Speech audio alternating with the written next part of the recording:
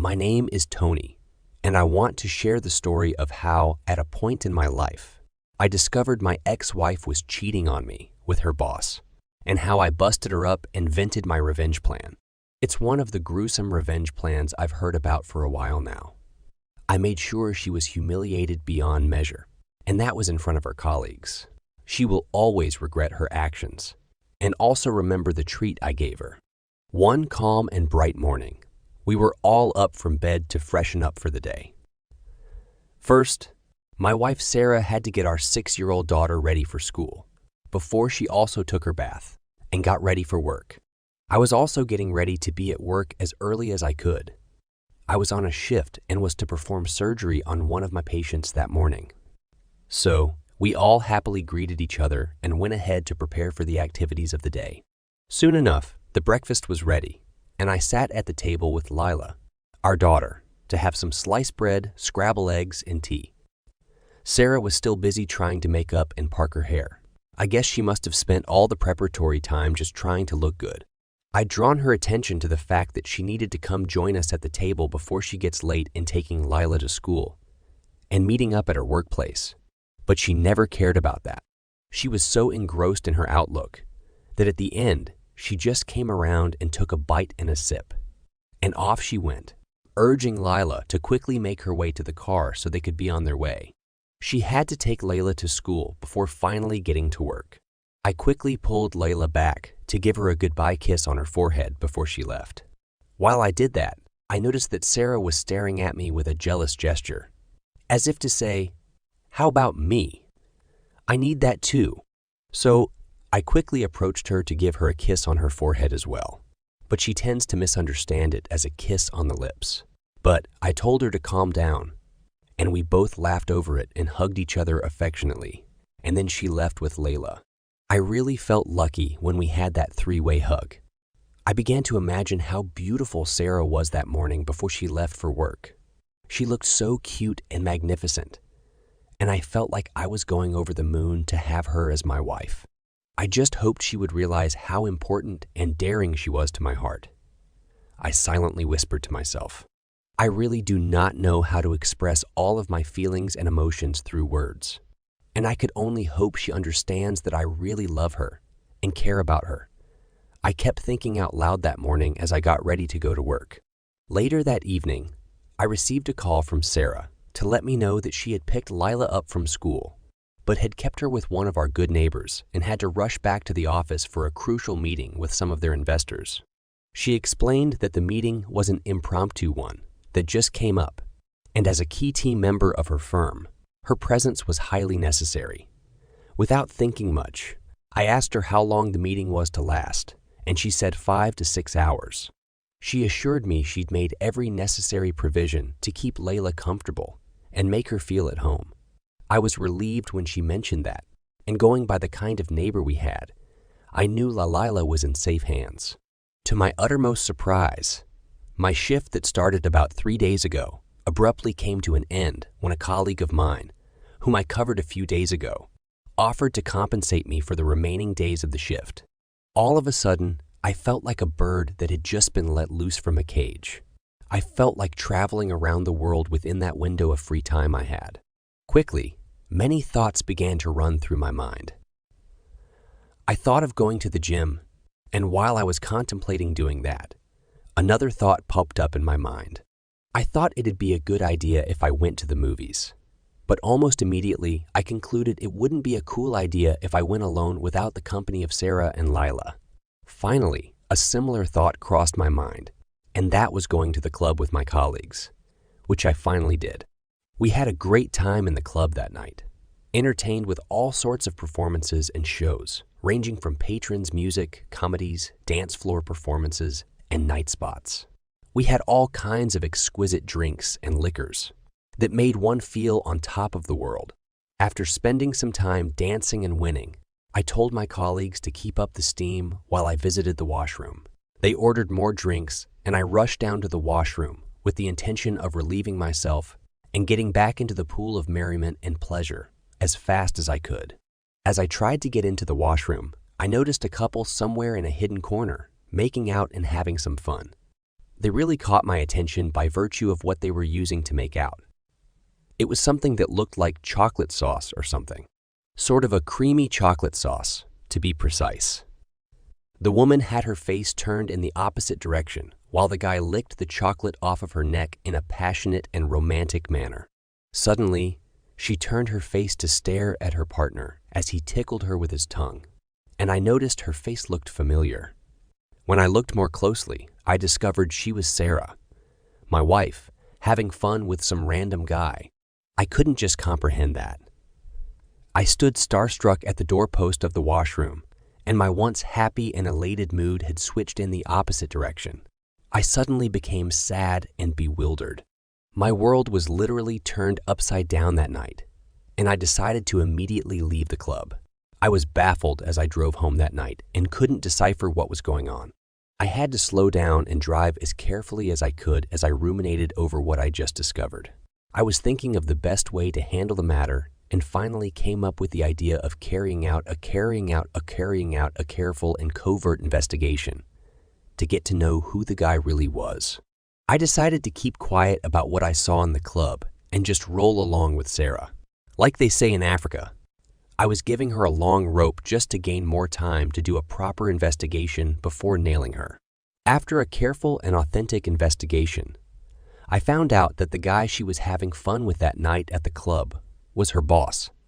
She'd been employed barely a month ago as a copywriter in the company, and since she resumed work, I never got to meet him in person.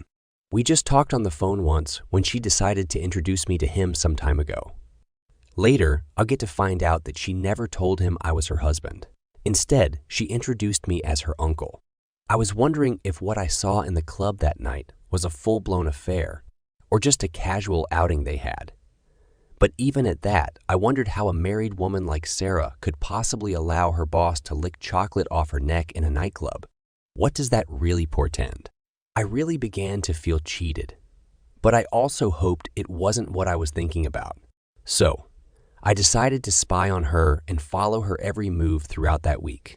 It dawned on me that I had been so negligent and had failed to observe the obvious signs Sarah had been putting up from the way she spends extra time to make up, arrange her hair, fix her nails and eyelashes, and also change her dress before she goes to work. Sometimes, she will have to wear 3 different sets of dresses before she gets to finally decide which one to wear that day. Also, I thought of the spontaneous business meetings she comes up with, and it is now clear to me that she's been playing chess and Scrabble games on my head without my knowledge. On one weekend, Sarah and Lila were on a holiday and relaxed at home. That morning, I was also in the house watching TV to catch the headlines before I finally dashed out of the house for work. Lila came over to the sitting room where I was, and I noticed she was playing with her mummy's phone while she showered in the bathroom. I quickly seized the opportunity to send a text message to her affair partner, who was her no. I asked him if we could meet up at the club where I saw them the other night. Without hesitation, he agreed to do so in the next 30 minutes, and I was both surprised and glad that he agreed. I then quickly deleted the text message so Sarah would not see it. 30 minutes later, we finally met at that club and exchanged pleasantries. I peacefully and gently introduced myself as Sarah's husband. He was starstruck to hear that, and immediately I could see him get uneasy with himself. It was then that I found out he never knew Sarah was a married woman. She told him she was single and had never had a kid before. As proof of his assertion, he brought out his phone to show me the chats where they discussed that. All of a sudden, he started apologizing to me, explaining it was not his fault. It was based on how she introduced herself to him and that he found her interesting to flirt around with. I saw the sincerity in him and could not help but agree with him. When I noticed he'd gone emotional and was apologizing for the misdemeanor, I quickly cashed in on that. I told him to calm down and just cooperate with me in order to avenge her insanity. I was really offended by what he just told me. How could she deny that she wasn't married and had no kid because of the ephemeral fun she wants to have? I thought in my mind. It sounds insane. After talking with her boss for a while, he finally agreed to cooperate with me and follow my directive. I told him to try something new since it's a holiday. He was to invite Sarah to his office for a kind of special Japanese treat called sushi. She will have to strip naked and lie on the table while he decorates her naked body with various kinds of foods. He will have to complete the decoration with a tape over her mouth, and she will lie still while he eats the food off her body. But the big deal was that he had to invite all her colleagues in the office to join him for the sushi treat. He nodded in agreement, and right in my presence, he placed a call across to her, asking her to come over to the office because he had a surprise for her. I could hear her respond with all the excitement in the world, and she gave him her words that she'd be right there with him in no distant time. He then proceeded to make the clandestine arrangement for all her colleagues to assemble somewhere within the office complex in order to show up when he signals them. We drove down to his office, and I hid in another room to watch the drama from a spy camera. In less than an hour, Sarah had arrived at the office, and they talked for a few minutes before he told her to pull off her clothes for the sushi decorations. Surprisingly, she was excited about it and lay still while he decorated her body with the food. He capped the decoration up by tapping her mouth as agreed, and he began to eat and had a field day. A few minutes later, her colleagues walked into the office one after the other and met the surprise of their lives. Sarah was also mesmerized and couldn't believe her eyes when she saw all her male and female colleagues stare at her in surprise. To make matters worse, she couldn't utter a word as her mouth was already taped, and she had to behave as she did before her boss. She just lay helpless and humiliated on the table while her colleagues stared on in utter confusion. Their boss invited everyone to eat and did not hesitate. He explained that Sarah granted him permission to do so just to entertain everyone in the office. Upon hearing that, some of her male colleagues sat down to help themselves with the food, while others enjoyed the moment by staring at her stark, naked body.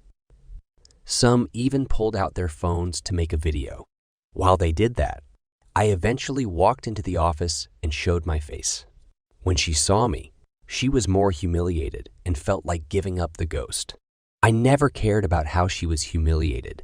Instead, I felt happy and glad about the whole scenario. And I guess she never knew I was the one behind the whole drama. While I stood and watched the drama, something mischievous happened. All of a sudden, one of Sarah's colleagues got aroused and was reaching for her buttocks, and I got mad and punched him several times in the face. It turned into a serious fight, but I was soon restrained by the intervention of their boss and some of his colleagues in the room.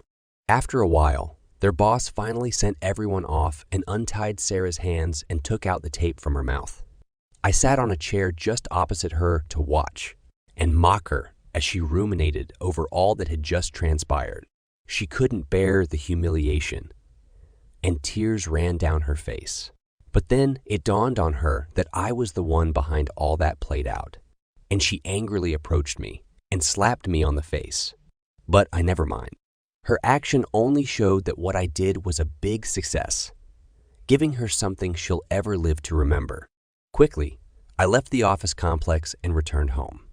After a while, Sarah also got back home and was totally ashamed of herself.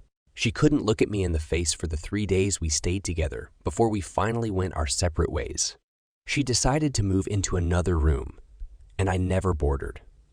I told her I was filing for divorce and that the papers would be ready the next day. 2 days later, I signed the documents, and she also signed. I took full custody of Lila, our daughter, and moved to another city where my younger sister lives, and she was very happy with my decision.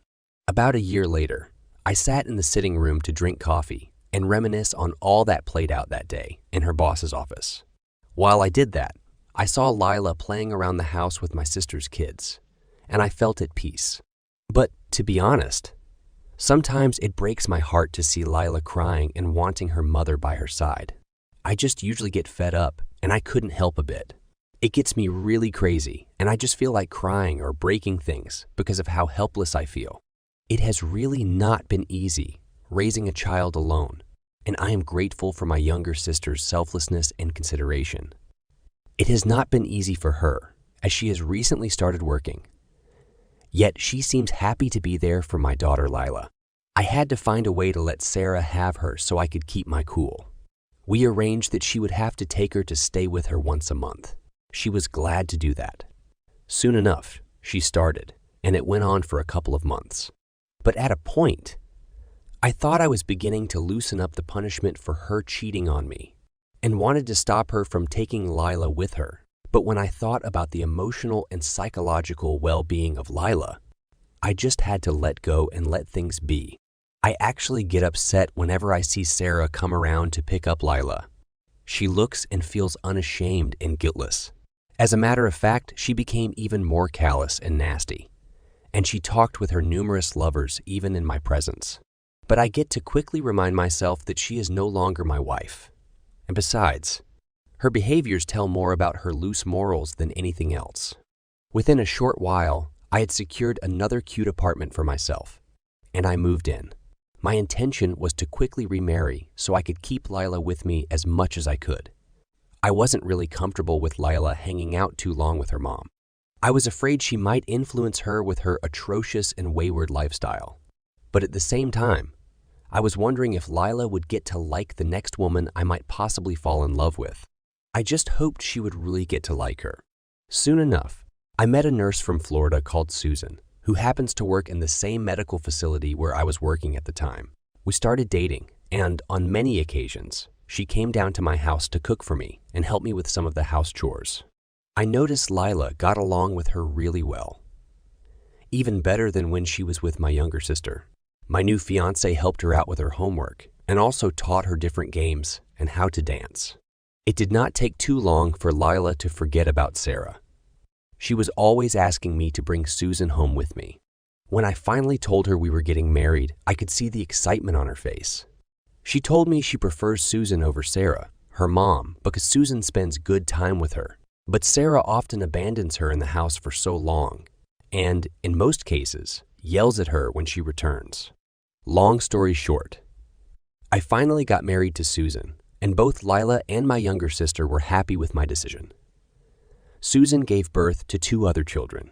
Jessica and Anderson Lila soon grew up and became a good ballet dancer. She only gets to see her mom once or twice a year,